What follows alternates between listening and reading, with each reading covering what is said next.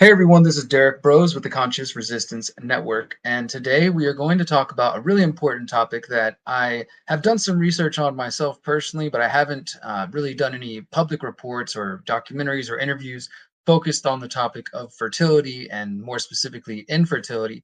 You've probably heard, though, over the years, for one, you've probably heard from the mainstream that we have too many people in overpopulation crisis, but many of us realize that that information is, in fact, incorrect, and there are more people now starting to ask questions about whether we are about to go into a state of lacking human beings and not having enough to continue to replenish the human species as we go forward. And today I want to talk about that, the infertility crisis. Is there a crisis? What can we do about it? What are the causes of it? And all this really important information, especially for those of you out there who might be planning families, already in the process of growing your families and things of that sort. You're really going to want to hear this information. And to do that, we're going to talk to Antony Sammeroff, who, as you guys might remember, is a contributor at the Conscious Resistance Network and has been contributing articles recently. I'm going to go ahead. What's up, Anthony? Thanks for joining me. Hey, thanks for having me on the show again, Derek. It's always great to join you. I always love when we get to speak some time together, speak some time together. I do believe that's acceptable English today for the Conscious Resistance. It is acceptable. Yeah, we just got to hang out in Morelia, Mexico We for the really Greater did. Reset, of course. And Right. for those who haven't seen, I just released actually the first edited version of Anthony's talk at the Greater Reset. You can find that at the Greater Reset on Odyssey. I'll put a link to that. And what I'm showing for those who are watching on the screen is Anthony's author page. So he's been contributing for the last few months now, and he's already got a good amount of content here. So for those of you who want to learn more about why you can't trust big pharma and not just kind of generally understand that idea, but understand it in a deeper level, then I invite you to check out some of the work that Anthony's been doing already. So yeah, so let's go ahead, brother. Tell me all about this. Like, what is your take on this discussion here? Do we have too many people? Is it overpopulation, underpopulation? Is there infertility problems going on? We found out not that long ago that even though the world population was increasing, it was increasing at a slower and slower rate. And there was a documentary, a really good documentary came out, I think it was on the BBC, called Overpopulated, that showed that actually at the current levels, the world population was set to level, especially a lot of countries are not even reaching the replacement rate anymore. So um, but more tragically, a lot of people who want to have children are failing to be able to. In fact, according to the WHO, I don't know if we consider them always to be a credible source, but 1 in 6 people worldwide are having trouble or failing to conceive. And this is like very, very sad for people because they dream their whole life of having children and they finally get into a place in their life where they're going to, maybe it's a financial place or maybe they finally find the right partner, and then they find that when they want to have a family, they're not able to do it, and it takes a great toll on people's self-esteem because not everyone understands, and people ask questions like, well, when are we going to see some children, or oh, I'm sure it'll work out for you, and things like that, which are well intentioned but can often be very hurtful. When we look at the sort of mainstream treatments like in vitro fertilization, that's quite an invasive procedure that can cost $10,000 to $25,000, and it only actually succeeds 20 to 30% of the time. So the people, those that can really top up in someone's bank accounts with all those medical bills, and also the the toll it takes on people's morale to have to go through that, get your hopes up, and then find that it didn't work and that you might actually have to budget to do it again. Anthony, let me ask you this before we go further. So, like you said, we can only trust the World Health Organization so far. But let's imagine that there's some good people in the World Health Organization, and that they came to a reasonable number of 1 out of every 6 people dealing with this. Or even if we don't believe their numbers, let's say it's worse, or maybe it's 1 in 10. The point is that the problem exists, right? Does the Mhm. WHO or any other organizations, I have my research that I've come across, but does the WHO or any other official government sources, do they discuss why they believe there is this infertility issue going on? Do they say anything about that? I haven't actually seen them come up with a thesis as to why this is going on, but I've got some ideas of my own. I'm really interested to hear what you came up with, like if you've got some information that I've not heard yet. To Oh, me, the main thing is that I've come across is things like glyphosate, also neonicotinoids, just pesticides. Different types of right, pesticides are definitely playing a role. I wrote an article a few months back about recent data that came out showing male sperm count dropping pretty low right. in relation to this. I can't remember the name of the pesticide, the particular pesticide, but it was related to a pesticide that was probably 6 months ago.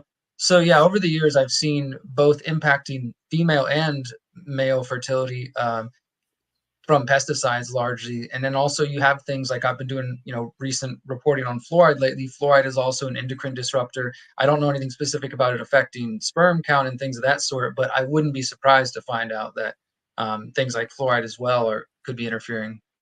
Okay, well, we're definitely talking the same language because research from the Environmental Working Group um, revealed that newborns already had an average of 287 toxic chemicals found in their bloodstream, including mercury, fire retardants, pesticides, food additives, chemicals from body care and products, and air pollutants, and toxic plastic compounds, and Teflon.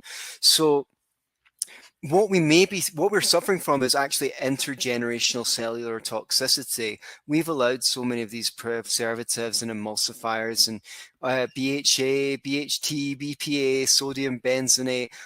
These are the thing is when it comes to the body's own metabolic wastes, which the cells create, those can back up as well if you eat the wrong foods and things like that.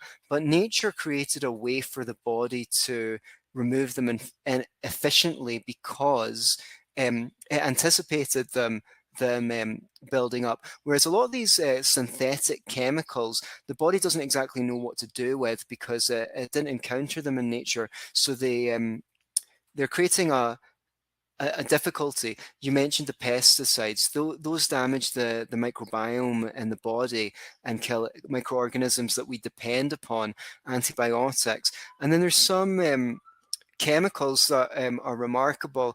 You know, um, atrazine. Alex Jones famously made the headlines when he said they're turning the frogs gay. Now that may be an exaggeration, but they showed that and this endocrine disruptor, it's only one of the ones that's finding our way into our bodies. It actually chemically castrates male frogs in high enough doses and turns 10% of them into fully viable females that are able to produce eggs. And this chemical has been found in the water supply, in municipal water. So yeah, okay, it might not be enough to chemically castrate you, but these kind of like things add up. Just this month, the Journal of Exposure Science and Environmental Epidemiology reported that 80% of Americans tested positive for chlorimiquat. Try and say that 7 times quickly. I have trouble saying it once. 80%, and this is a environmental toxin that's known to cause infertility. And then, microplastics are being found in 100% of placentas. So we really live in a toxic world relative to the one that our grandparents are. And I think that, the problem with these mainstream, I think people are getting more fertility problems for much the same reason as all chronic diseases are on the rise, because the number of stressors that the human body is under as a product of modern civilization, including things we admit into our bodies voluntarily, like junk food, is increased. Meanwhile, the nutritional levels of the soil has gone down. We were taking tons of minerals out. We're putting in a smaller number of minerals, enough to artificial fertilizers, which give the plants enough nutrients to make them grow, but not enough to replenish the human body. And so in addition to that, when you spray the pesticides, you kill the microorganisms in the soil, and those are needed to pre-digest minerals so that the plants can absorb them. So you and I are definitely on one mind that the kind of like chemical assault that we're under at the moment is probably implicated in this infertility crisis, and is part of how I'm coming to this, because as you know, and your listeners may know from the website, a lot of my focus has been on the pharmaceutical industry, and people get to you to say, well, what's the alternative, Anthony? Don't just tell us what not to do, tell us what to do as well. So the idea of detoxifying the body, because I myself benefited from it. I used to have eczema. I was intolerant of gluten and dairy. I had bouts of blotching, depression, and anxiety, and I was able to mitigate and, in fact, reverse these diseases using detoxification protocols. So while those aren't really acknowledged to be effective in the mainstream, I've seen them work myself, and I've also been on retreats where I've seen them work for other people. Well, before we get into the solutions, Anthony, which is of course what we want to talk about, that's what we're always here for, to bring you solutions to the problems that we raise and the problems that we see. Let's take a step back. We're talking about infertility, and right now we're discussing the pesticides and some of the different potential causes for infertility in men and women around the world. You were alluding to the financial cost earlier, and you were talking about how much it costs for the what is it, the IVF, and Yeah, IVF, and what artificial are the insemination. other, I guess, mainstream solutions that are offered to people who are dealing with this? Like, right, so Well, let's there's just go through those, and what are some of the costs? So if somebody does deal with this, besides what you were about to get into, detox and some of these other things that you might not hear in the mainstream, and you went through, what are the solutions the doctor's going to offer you? well, I mean, there's hormonal drugs for it, and the problem with that is they can cause mood swings and bleeding, and like Clomid's the main one, and they're not for everyone. They may increase the number of eggs that are let out and increase the chance of pregnancy that way. And then there's IVF, that can cost $10,000 to $25,000, and as I said, it's only effective 20 to 30% of the time, right? But the thing is, what my teachers taught me when I was getting into the idea of detoxifying, it's not just that, it's the adding nutrition as well. Like, nutritional deficiencies and cellular toxicity always go together, because you need nutrients to detox. And also, if your cells are full of chemicals and metabolic waste, it's hard for them to admit nutrients because they're full of, cell poop. So these always go together.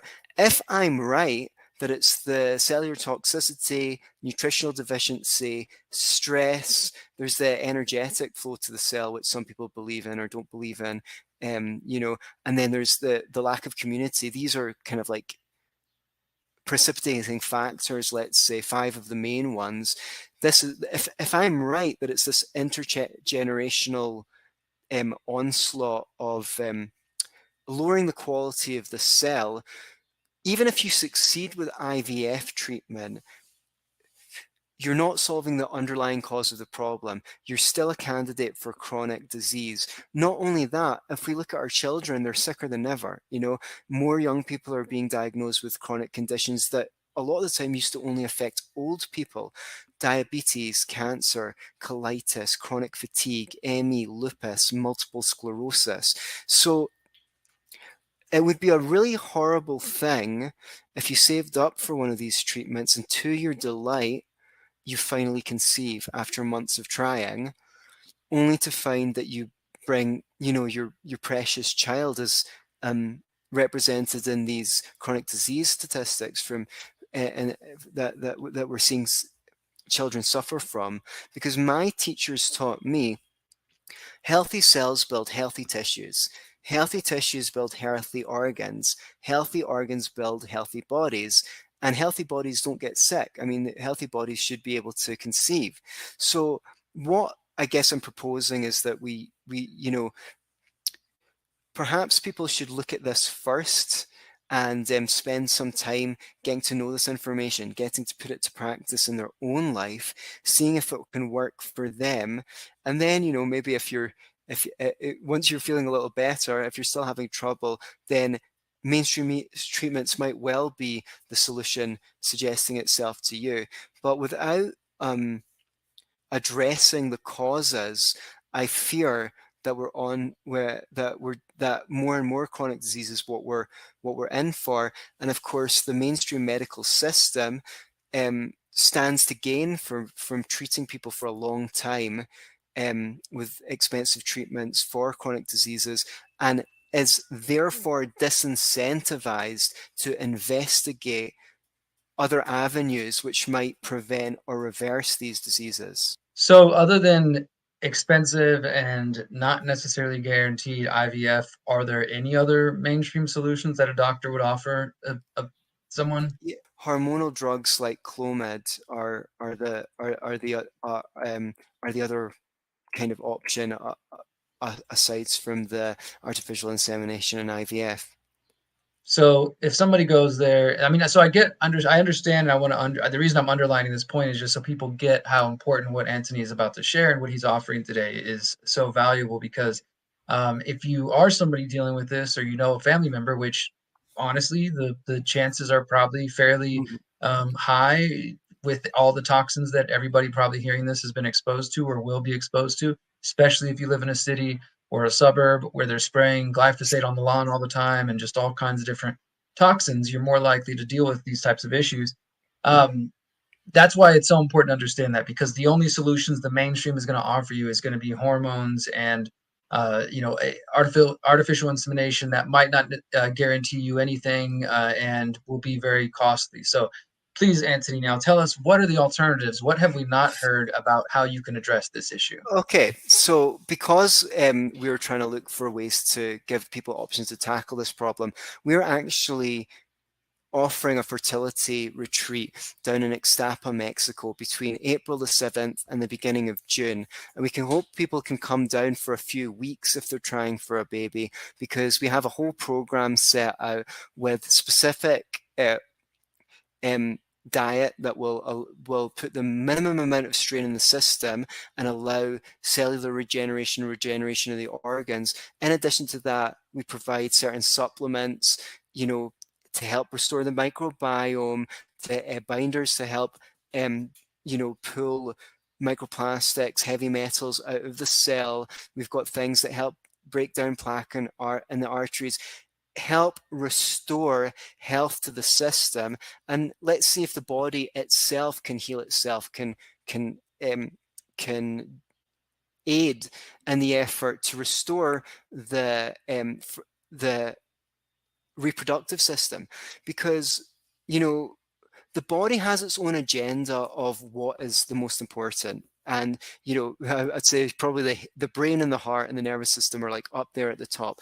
When you get say when you get stressed, your digestive system starts to close down because the body wants those resources that it usually allocates to running the digestive system to deal with your stress. Similarly, when people get dehydrated, the body will start closing systems down to focus on what is necessary for survival. The reproductive or system is not one of the highest priorities for the body. If it's dealing with other stuff that it's trying to take care of, those are one of the first systems that it's going to start removing resources from. We firmly believe that if you address the main causes of dysfunction in the system, if you mitigate them, if you remove them, then people will get over that threshold to where the reproductive system comes online again, and they should be able to conceive. That's what we're hoping to demonstrate. So we and in order to speak to those top 5 things, so we've got the diet and detoxification protocol, high level nutrition, then to address the energetic flow to the cell. My colleague, Dr. Megan Manco, she's a doctor of Chinese medicine and an acupuncturist and a pelvic health specialist who worked in fertility retreats. She'll do sort of that acupuncture and whatnot, and give advice on fertility coming out of the fertility clinics in order to help maximize people's chance of being able to conceive. And then, of course, the emotional, psychological stress element of it is taken care of, because you're going to be in a beautiful retreat at Ixtapa, Mexico. And the need for community, again, you'll be there with other people who are actually facing the same challenges as you and actually understand where you're coming from. What's really exciting about it, it's not going to be a retreat like a yogi going up to Tibet and meditating in a cave. We've got such fun activities planned for everyone. We're in Mexico, so we'll have salsa and Spanish lessons, yoga every morning, or more high intensity training if you want to take it hardcore with the exercise. We've got access to excursions, hikes, e-bike tours, community meetings, films and documentary, breath work and meditation, and it's not secluded. We can go on beach days. We've got access to the town, and we can have music nights, play games. So this would be an amazing thing to come to for anyone who wants to go on a retreat and detoxify the body. In fact, we're pitching it for people who are trying to conceive, but we might have some unexpected guests as well. So what we're really hoping to do is attract people, ask people to send us on to someone that might benefit from it, because you might not be facing this problem, but we rely on people passing on the information to people who are facing the problem in order to help them solve their problem. This would be a lot cheaper than going for IVF treatment, especially if it's not successful the first time. And you might find that it's much more beneficial in the long term. You're going to learn about how all these process works. We're going to have daily educational seminars so that you can really understand why each of the processes that we're employing works, and the theory and science behind this kind of protocol, so that you have the knowledge to take home with you, to put it into practice in whatever measure you decide is beneficial for you. And with a lot of these things, it's really hard to kick the door in. You might want to go on a juice cleanse, or you might just want to juice once a day in the morning, but you're not in the habit for it, and it's hard to commit to it. Well, once you've been here for a week, 2 weeks, maybe even 4 weeks, hell, maybe you're coming and join us for the whole thing, come and join us for 8 weeks, you'll be in the habit of it. So be much more easy to continue going home. And also you'll feel so much better having gone through our protocol. You'll really know the benefit of what you're doing. So that will encourage you to go on and make better choices when it comes to your health. As I say, I reverse skin conditions with protocols like this. I know for a fact they have the ability to improve people's health. You never know what benefits you might yourself achieve by coming along to an event like this. Yeah, thank you for that, Anthony. So I'm showing, just for those who are watching on the screen, the booking page of the website for this, and of course this will be in the show notes. So this is 4 weeks, 6 weeks, or 8 weeks are the different durations that you guys are taking people on. And I've actually been to this facility. It is a pretty beautiful spot, and it is definitely right there on the beach. There's a lot of benefits of it. So I definitely would encourage people who are in this situation, or as Anthony said, if you're not, but you might know somebody who is, encourage them to check this out. This seems like a really good opportunity to get deeper to the root causes, because you don't want to just, we don't want to just encourage people to just focus on the symptoms of illness and not the root causes of their problems. And that's what this whole thing is about, from what I see. Yes, thank you so much. And yeah, don't be if this is something you're interested in, get in touch and let us know how long you're able to come down for. The longer the better, obviously, as this is a cleansing process that gets deeper the longer you stay. But if you need to go home and finish your protocol, we'll give you sufficient guidance to do that. So please let us know what you can do. Let your friends know that there are options available to them that they may not have even considered before. Could you, I'm curious, can you speak to anything? I mean, obviously, I don't want you to give away your program here, but can you speak to anything more specific? Like, if somebody's curious, like what would a typical detox protocol in something like this, involve? Like, say I was going to stay for 4 weeks, what would that, are you talking about like dietary changes? You're talking about, like, what does that look like?